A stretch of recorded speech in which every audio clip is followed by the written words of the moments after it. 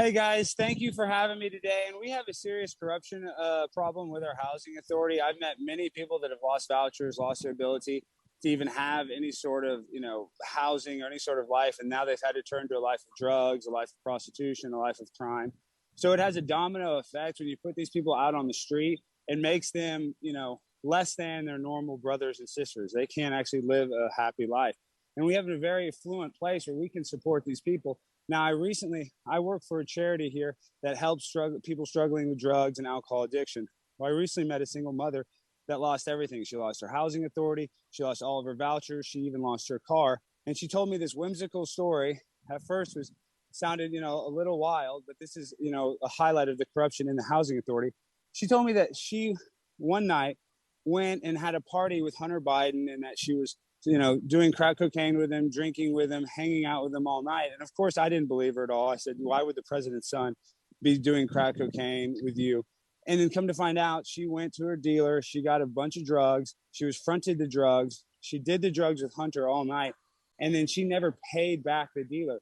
The dealer ended up vandalizing her car, ended up beating her up pretty bad, putting her in the hospital. And then she ended up not being able to renew her voucher and losing her housing. Now, when she went to the press and the media about this, they didn't believe her. When she came to our charity, of course, I didn't believe her. But with the recent leaks of the 4chan documents, I actually saw her in a bathroom with Hunter Biden weighing crack cocaine. So I think that we need to bring this up, that there is there's a corruption all the way to the top, to even the president's office, that is protecting Hunter Biden, because there's homeless people that are smoking crack with him and losing their housing vouchers. Now, I don't care if it's the president's son, the president's daughter. They should not be able to make a single mother homeless. This woman, she was working hard. She worked at a grocery store, and she ended up losing everything, all because of one night, one sexual tryst with Hunter Biden. She said that he took her phone, they took pictures of it. And now these are the most vulnerable people. So if you have people that are in our White House that are taking advantage of people that have drug addictions, that have mental health issues, then we really need to have the Inspector General look into the housing authority, because we know that it's full of corruption,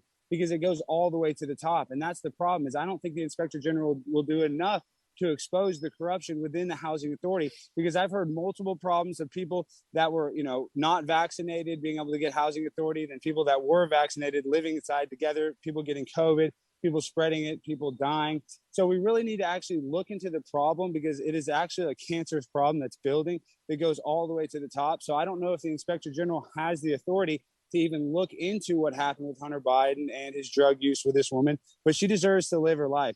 She shouldn't have to be subjugated to a life less than, on the streets, turning tricks, being a prostitute. That's the last thing we need for our people, especially here in DC. This is the nation's capital. America goes the way of DC. So it's our responsibility to help these people. It's your responsibility, Robert, to help these people as a council member.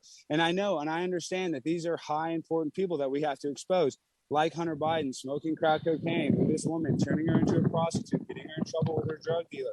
These are all serious issues. And we have a problem, 108,000 drug overdose deaths this year, the highest number on record. So what happens is we have a housing authority issue because we have a drug addiction issue. So it is a domino effect. Once these people get hooked on the drugs, then they cannot live a normal life. Then they cannot have the opportunities to work, to live, to shop, to do the things that you and I can do. Now, obviously, none of us have a drug addiction. I used to have a drug problem, and that's why I got into this charity and I turned my life around. And now I'm totally clean and I help other people. But when I hear these stories time after time of people getting the opportunity to have housing and then losing it because of somebody in power not liking the way that they do something, because of an innocuous thing that they shouldn't be held responsible for, people are very vulnerable. So when you have people in power like Hunter Biden, Joe Biden's son, offering to do crack cocaine, promising these people a better life, promising them trips to, Nantucket, to all over the world, to hang out with Barack Obama, to hang out with Malia Obama.